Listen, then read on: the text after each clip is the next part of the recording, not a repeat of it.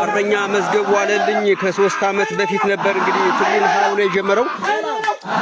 የካቲት 27 2014 ዓመተ ምህረት እኛም እሱን የዘከርን እንገኛለን። በሞጣ ቀጠና ትግል የተጀመረበት ቀን የካቲት 27 2014 ዓመተ ምህረት ነው እንግዲህ